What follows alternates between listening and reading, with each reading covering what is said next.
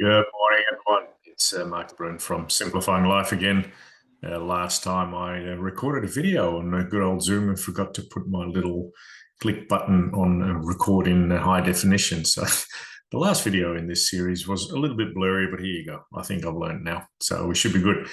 Number 4 in my resilience series, the 5 elements that add to resilience and are important to consider. We've discussed emotional regulation. We've discussed optimism. We've discussed cognitive agility. I always have problems with that term, but this time it came out right. Today, I'd like to really briefly discuss number 4, which is self-compassion. Self-compassion is a big topic. It's a big word, or 2 words actually. And we often get it wrong. We often are harder on ourselves than we are on other people, which is a shame, because ideally we are the softest on ourselves, because it's us, we make mistakes. So how do you use compassion or self-compassion in resilience, or how does it help you? Well, self-compassion is a major factor when you want to become more resilient.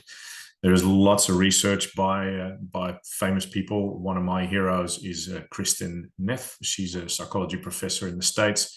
Her whole body of work is around compassion and self-compassion, I believe, but many of it anyway. And it's this idea, she says, about being able to be kind for ourselves, to put ourselves in perspective in a problem. So stuff's going on, and when things go wrong, the ability to not beat ourselves up for things going wrong, but just to have a well attitude, if you want to call it that way, but to be able to be kind for ourselves. And one of the ways we often apply self-compassion, or try to get people to be more self-compassionate when things go wrong, is to think about and talk about what you would say to another person, a friend or a colleague, or someone you meet who has got something going on wrong, and you want to be compassionate to them. What would you say? What would you do? What would you advise them? What would you tell them not to do? How would you treat them? So it's a matter of thoughts, behaviors, and emotion towards that other person. If they have gone through something, so they're stuffed up at work, or they made a mistake with a friend, or whatever is going on, how would you be soft to them?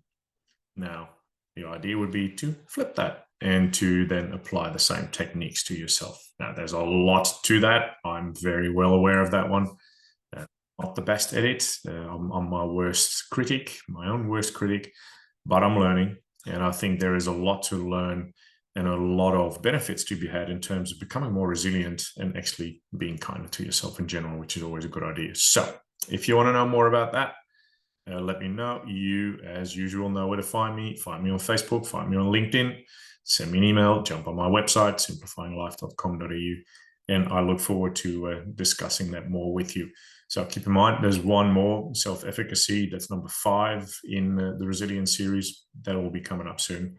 But yeah, keep me posted and let me know what you think. Speak soon.